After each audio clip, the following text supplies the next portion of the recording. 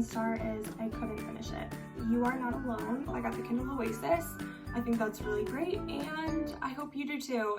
Hello everyone, welcome back to another video. My name is Cara if you're new here. If this is the first video that you've ever seen of mine, my name is Cara and I just moved to Maine from Michigan for a job, and I'm currently living with my boyfriend's family. This is his sister's old room, and yeah, I have other videos on that if you want to check that out. Also, hello to the new subscribers. Thank you for subscribing. I'm so happy you're here. So today's video is going to be all the books that I've read in 2021 thus far. And I have, I think, 7 books to share with you today. And I'm gonna go over I'll give you I guess a brief synopsis of what the books are about, and also my ratings, or how I rate them. So 5 stars is loved, would read again and again. 4 stars is I really liked it. 3 stars is it was okay. 2 stars is meh, I finished it but I didn't like it. And then 1 star is I couldn't finish it. So yeah, I guess let's just get into it. Also, in case you're curious about what my favorite genres are and everything, I really like thrillers. Also, I do like romance books. However, if they're so cheesy that it's distracting from the story, I can't do it.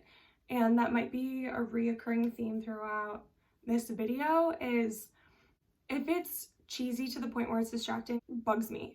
That's a pet peeve of mine, is when I'm reading a book and something is so cheesy that I'm if it brings you out, I read the books to be brought in, and then when it's so cheesy where you're like that would never happen, it brings me out, and then it kind of turns me off a little bit. So yeah.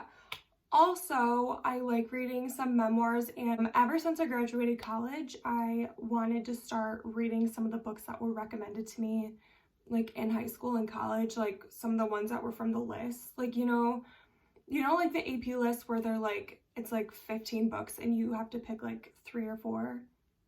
So all their books from the list. So anyways,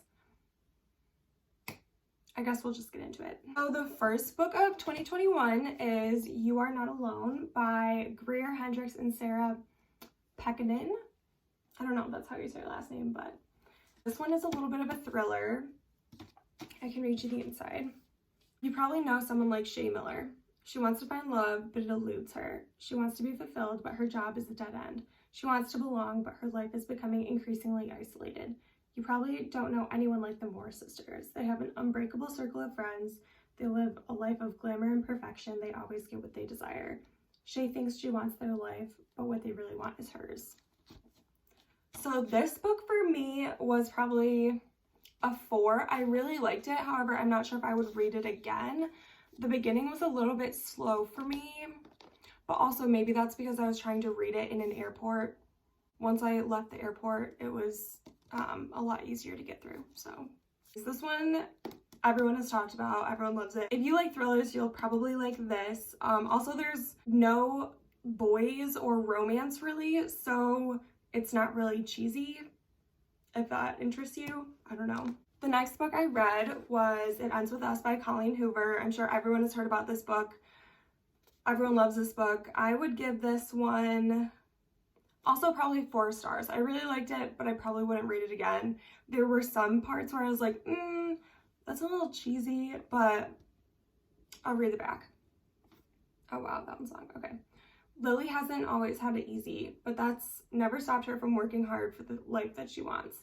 She's come a long way from the small town in Maine where she grew up. She graduated from college, moved to Boston, and started her own business. So when she feels a spark with a gorgeous neurosurgeon named Riley Kincaid, everything in Lily's life suddenly seems almost too good to be true. Riley is assertive, stubborn, maybe even a little arrogant. He's also sensitive, brilliant, and has a total soft spot for Lily. But Riley's complete aversion to relationships is disturbing. As questions about her new relationship overwhelm her, so do thoughts of Atlas Corrigan, her first love and a link to the past she left behind.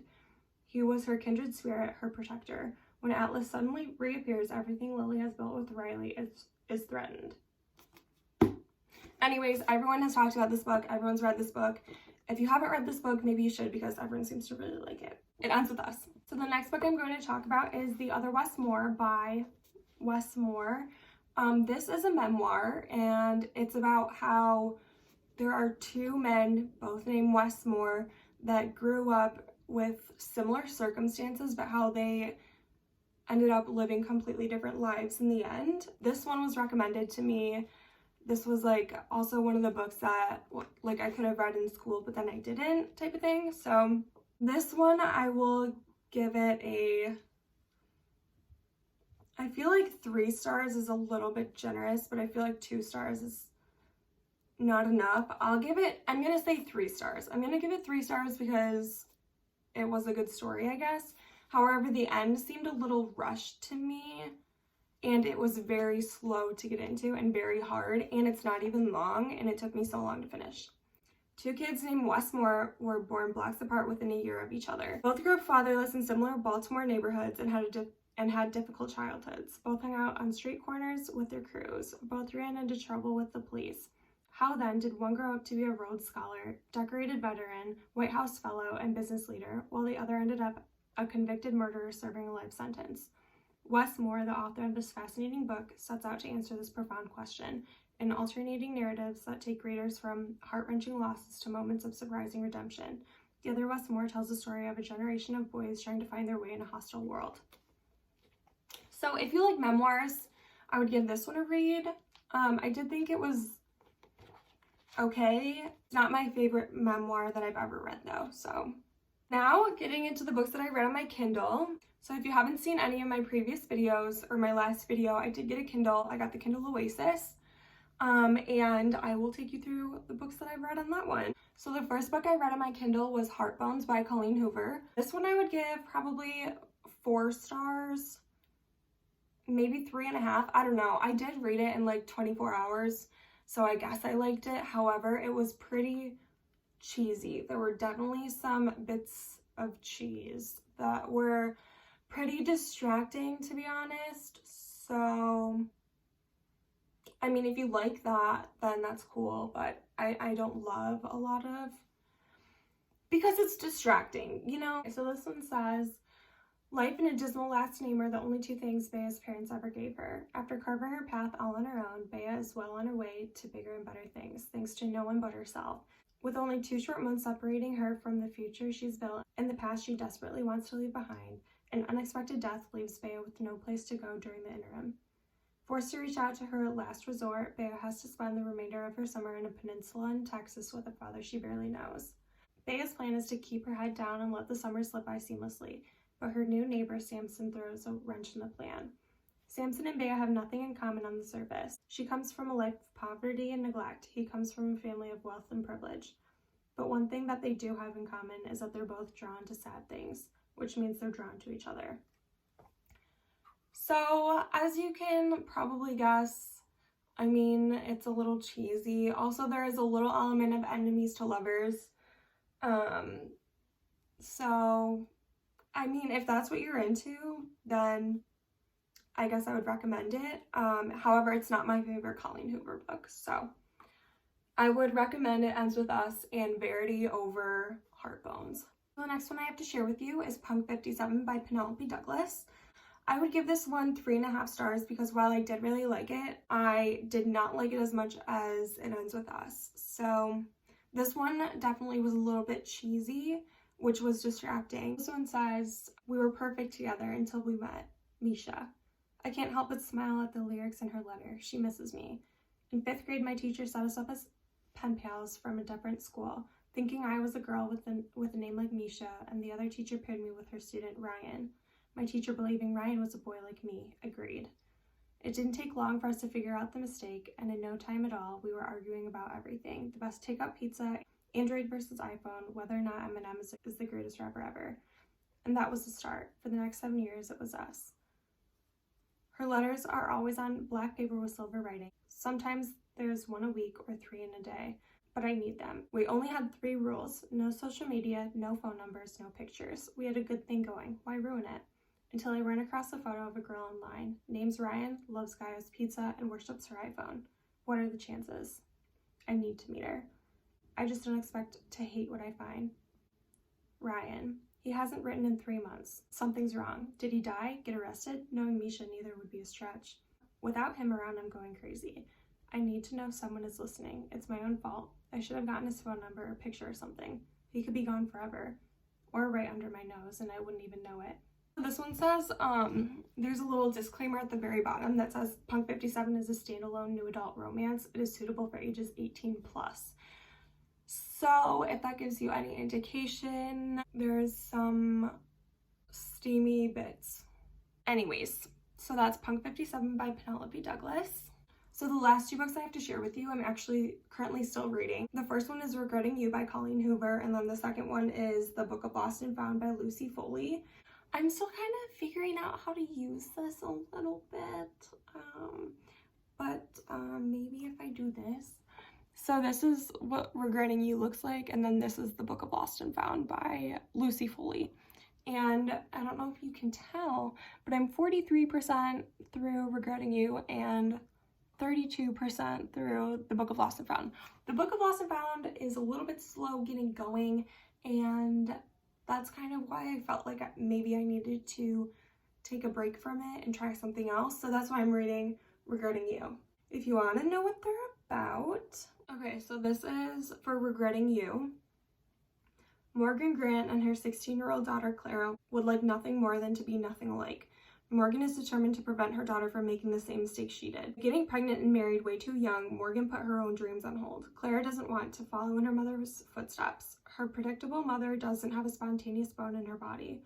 With warring personalities and conflicting goals, Morgan and Clara find it increasingly difficult to coexist. The only person who can bring peace in the household is Chris, Morgan's husband, Clara's father, and the family anchor. That peace is shattered when Chris is involved in a tragic and questionable accident. The heartbreaking and long-lasting consequences will reach far beyond just Morgan and Clara. So this book is them trying to navigate their relationship after the death of Morgan's husband, Clara's father, and them trying to figure out what their relationship is. And yeah, so far I like it. So far I feel like it would be in the maybe 4-star range. Definitely has some cheesy bits already, which automatically for me makes it less than a 5. So yeah, that is Regretting You by Colleen Hoover. And then lastly, The Book of Lost and Found by Lucy Foley. And if you're familiar with Lucy Foley, you might know her more known work is The Guest List, which I have not read, but this is her debut novel, is The Book of Lost and Found. So as I previously mentioned, I'm having kind of a hard time getting into it. Let me just read you what it's about. Kate Darling's enigmatic mother, a once famous ballerina, has passed away, leaving Kate bereft. When her grandmother falls ill and bequeaths to Kate a small portrait of a woman who bears a striking resemblance to Kate's mother, Kate uncovers a mystery that may upend everything she thought she knew. Kate's journey to find the true identity of the woman in the portrait takes her to some of the world's most iconic and indulgent locales, revealing a love story that began in the wild 1920s and was disrupted by war and could now spark a new love for Kate.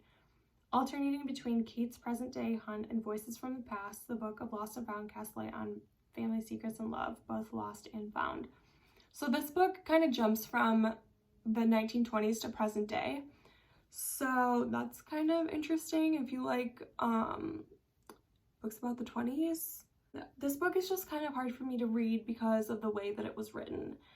And I find it a little bit distracting. I don't know, anytime I'm distracted in a book because of what was written, is anyone else like this? I just feel like it takes you out of the book, you know? Do you know what I mean? Anyways, so I feel like this one will probably be a 3-star, but I will definitely keep you updated on this one and Regretting You. I'm planning on hopefully having them both finished by the end of March. That is my goal, so hopefully I can stick to it. Thank you so much for watching this video. If you made it to the end, definitely give it a thumbs up and subscribe if you want to see more. Also comment your favorite book down below and let me know if I should read it or if it's something that you think I'd be interested in. And yeah, also let me know if you think I should do more of these videos, like through every season or something, or like every 3 or 4 months. I mean, I don't read super fast, but I don't think I read super slow. Also, this kind of video is very new for me.